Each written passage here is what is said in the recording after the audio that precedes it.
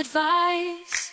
Learning about the law, it's like a rolling dice from contracts to torts. He's got it all covered. Attorney Marks, he's the legal expert, no other. I'm scrolling on my he's blowing up your feet. Learning about the law, that's all we really need. He's got the knowledge, he's got the skills. I'm scrolling on my he's paying all your legal bills.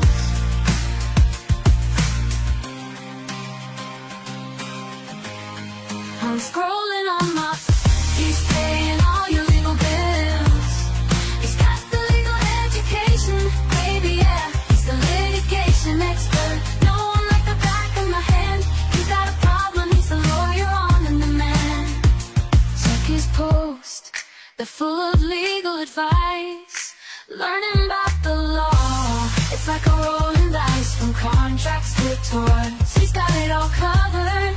Attorney Marks, he's the legal expert, no other.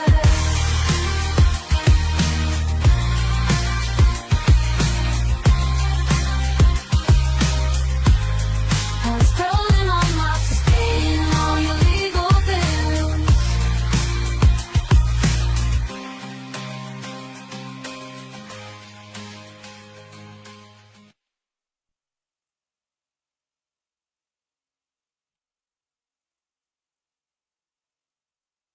I'm scrolling on my Facebook page, feeling curious. Attorney Marks, he's got the legal education, baby, yeah. He's the litigation expert. No one like the back of my hand. You got a problem, he's the lawyer on and the man. Check his post, they're full of legal advice. Learning about the law, it's like a rolling dice from contracts to torts. He's got it all covered. Attorney Marks, he's the legal expert, no other. I'm scrolling on my he's blowing up your feet. Learning about the law, that's all we really need. He's got the knowledge, he's got the skills. Okay? Ayan. So, hello po mga ate at kuya. Ayan. Gugulo na po. Hello po ating mga ate at kuya. Ito po ang inyong kuya sa batas po, si Atty. Mox. Maraming salamat po sa pag-stay nyo po dito. Kahit minsan, nalilate na ako eh. Pero, sadya na. Dami ko mga ginagawa sa buhay. Kaya, hindi ko matapos-tapos. But anyway, pag-usapan natin yung topics natin insofar as ano yun, yung pinag-usapan natin regards sa property ng case of Airsoft Malabanan versus Republic. So, mahaba yung parang usapan doon, pero I found a case which is also cited by Attorney Jumrani, no? Insofar as paano ma-resolve yung mga properties. Again, yung ang topic natin is more on a property na hindi po siya pagmamay-ari ng iba. Ang nagmamay-ari doon ay yung the state, alright, yung public, yung gobyerno, yung may-ari. So, paano natin nakukuha yun, no? So, medyo mahaba siya, kaya isa lang po yung magiging topic natin. So, that will be our topics under the law, episode 48. So, a little bit discussions, no? So, meron tayong introduction sa RA 11573. Itong RA 11573, para siyang counter, parang pangdagdag siya sa impormasyon kasi we have already a presidential decree under 1529. Yung presidential decree 1529 is actually a regulations under torrents title.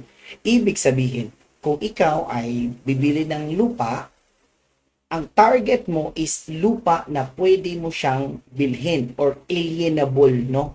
Alienable or properties that can be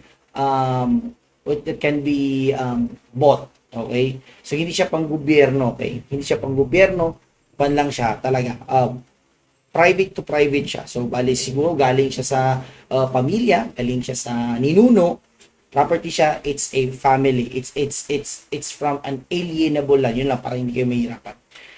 Now, because 1529 is for private to private, paano naman po public versus private, no? So, paano naman yan? So, pinanaman na naman natin. So, teka lang ha.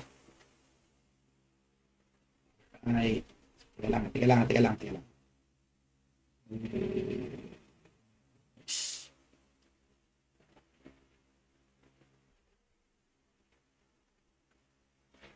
Okay. So, yun yung RA 11573. Okay.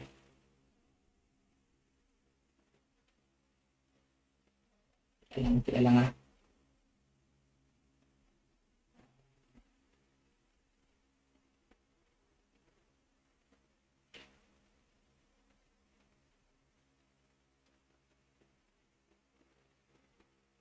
Okay. So, paano naman yung public, no? Paano naman yung public natin? Ito, we are going to introduce the RA 11573. So, okay. Before we are going to proceed, no, pag-usapan natin, saan ba ang galing itong mga lands, yung mga property na pagmamayari is the state or the public or a government. Ano bang basis? Ano bang legal basis? Basis po natin is the 1987 Constitution, doon sa Section 3, which is lands of public domain. Ito to. Sabi dito sa 1987 Constitution Section 3, lands of the public domain are classified into agricultural, forest or timber, mineral lands, and national parks. Agricultural lands of the public domain may be further classified by law according to the uses to which they may be devoted.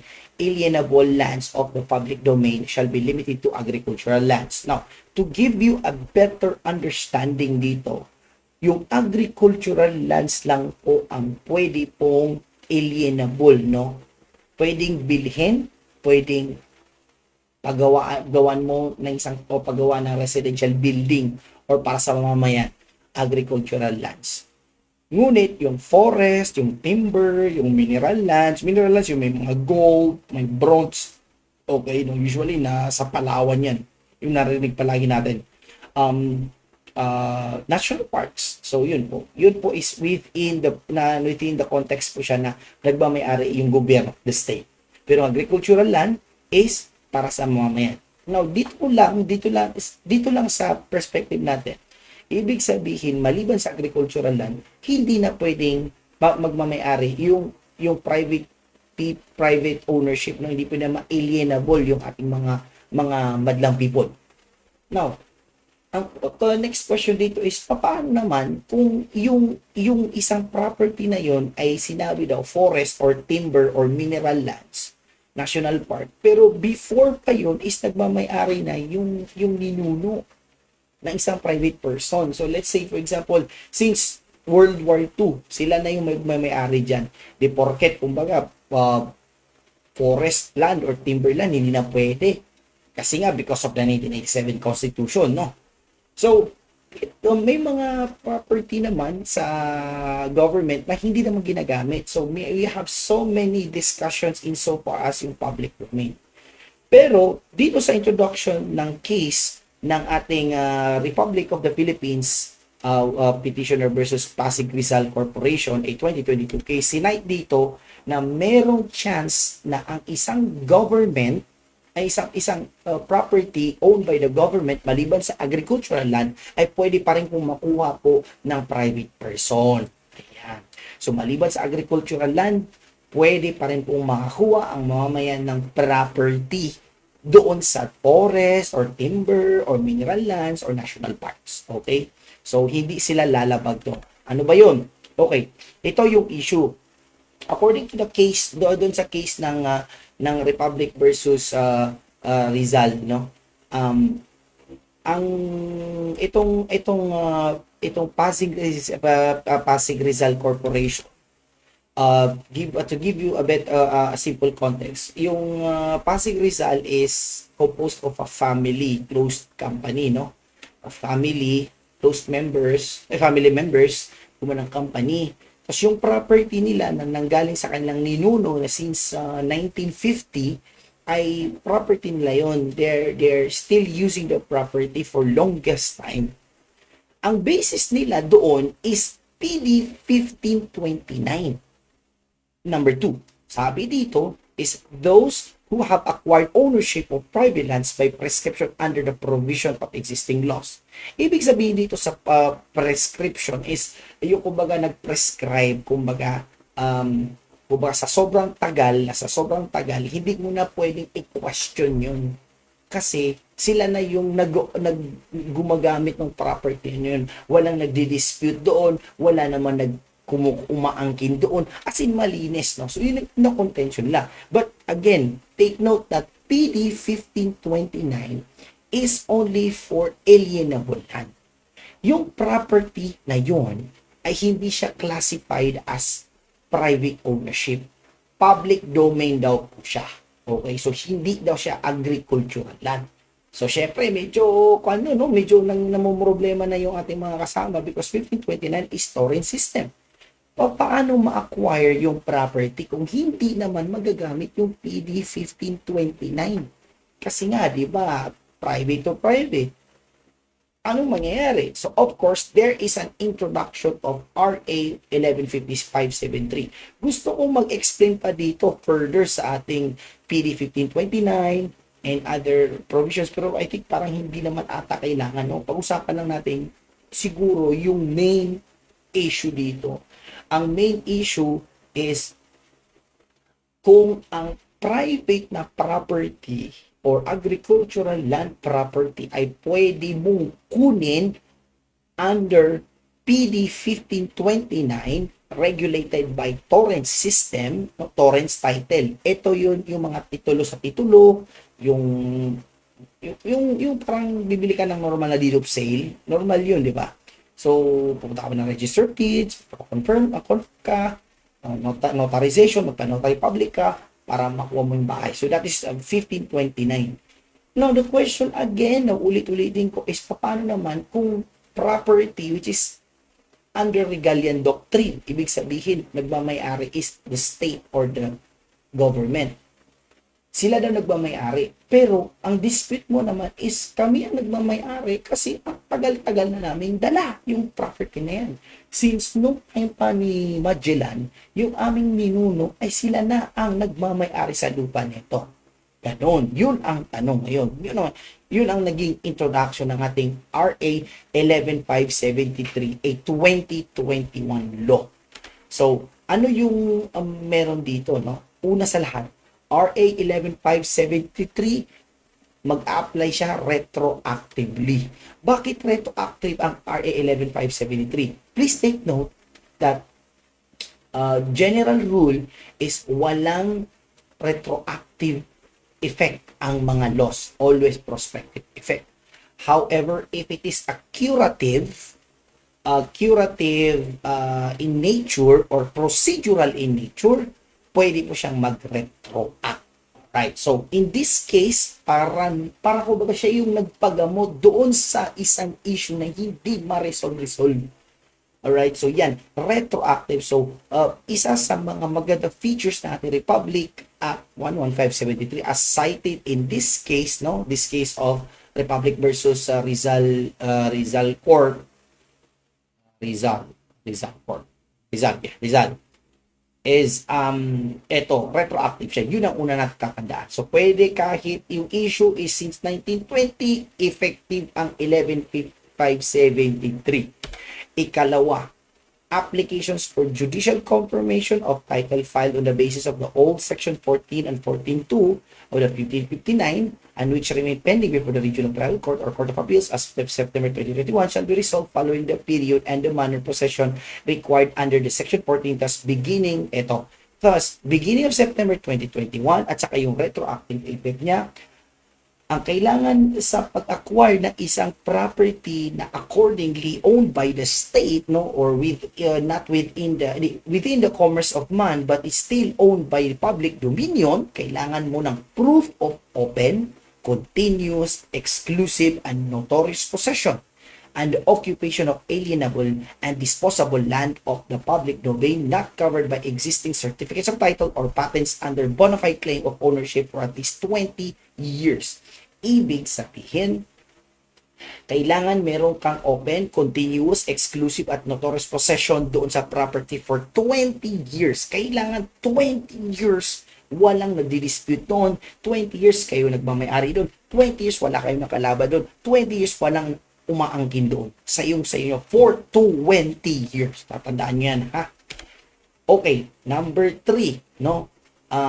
Sabi dito, no, nakalimutan ko, 20 years. Nga pala din, nasabi, hindi pa ata nabanggit, 12 hectares yung maximum na kaya mo lang kunin. 12 hectares maximum. Hindi na po pwedeng mas malaki.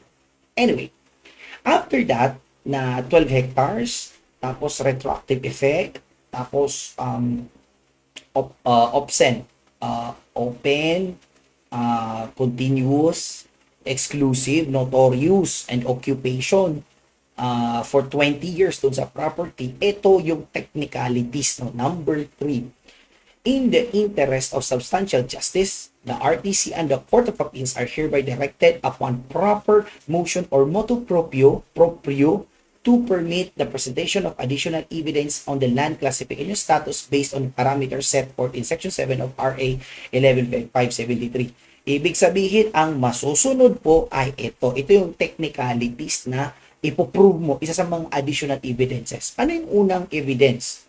Ang first na additional evidence is kailangan mo muna ng DENR, designated DENR geodetic engineer.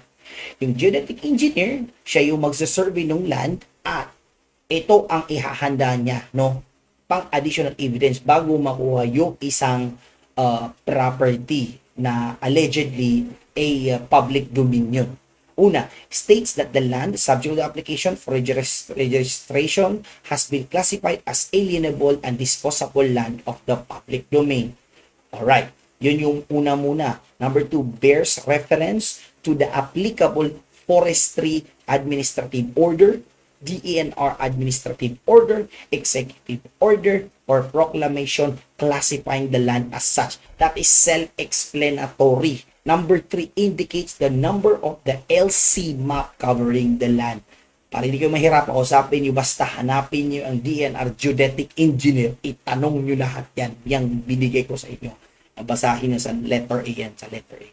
Just to reiterate, no, hanapin nyo yung geodetic engineer at kailangan magbigay si geodetic engineer ng as follows. States that the land subject of the application for registration has been classified as alienable and disposable land of the public domain.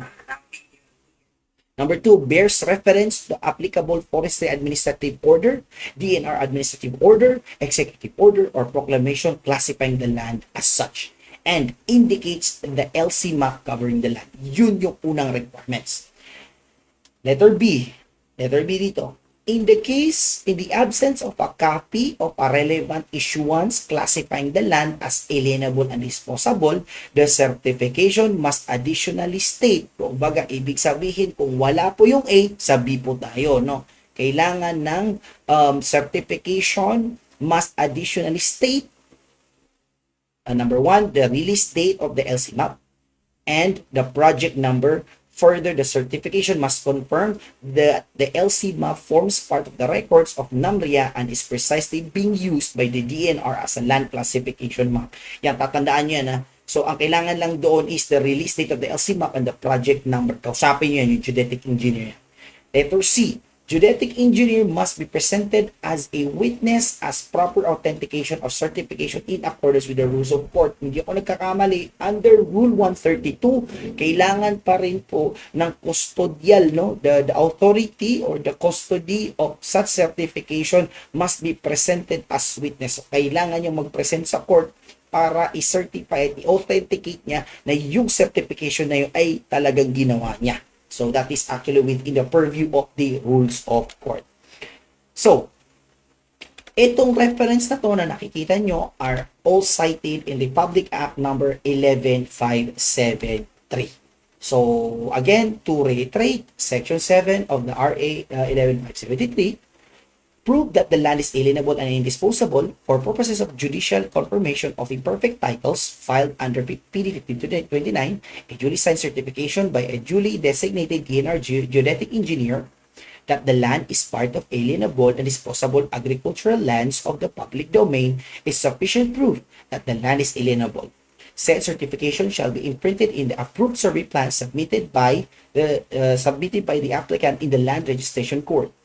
The imprinted certification in the plan shall continue a sworn statement by the genetic engineer that the land is within the alienable and disposable lands of the public domain and shall state the applicable forestry administrative order, DENR administrative order, executive order, proclamations, and the land classification project map number covering the subject land.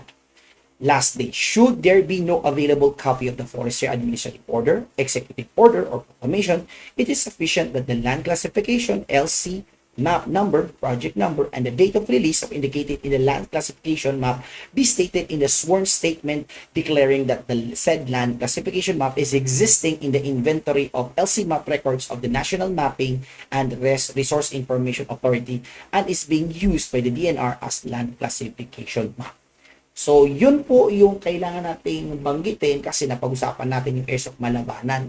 Pero mas latest itong case of Pasig Rizal Corps kung saan ni-cite dito yung ating RA 11573. Anyway, sana po ay nakatulong po sa inyo yung ating topic for today, no? Kasi at least malinaw, no? Ayoko naman ibigay sa naman sa inyo yung isang topic which is the yung Airsoft Malabanan kasi incomplete pa siya. Pero the introduction of the RA 11573 nag-coincide yung dalawa between 1529, PD 1529 which is regulated under Torrance title and also yung RA 11573 insofar as within although it is up within the although the property is owned by the public domain or by the state, it can still be acquired by private citizen under RA 11573 or within the corners of that. So maraming salamat po sa inyong mga nanonood po. No? Again, ito po ang inyong kuya sa batas po. Nagsasabi po sa inyo na mahalin nyo ang inyong asawa dahil sila po ang pinanyo batas. Bye-bye! I'm scrolling on my Facebook page, feeling curious, attorney months.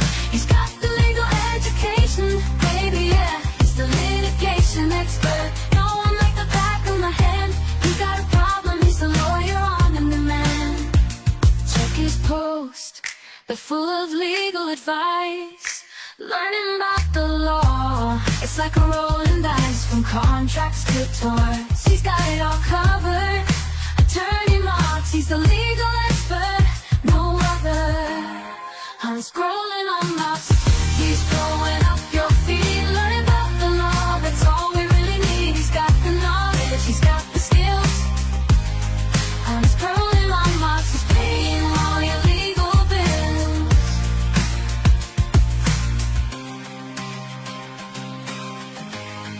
I'm scrolling on Marks, he's paying all your legal bills.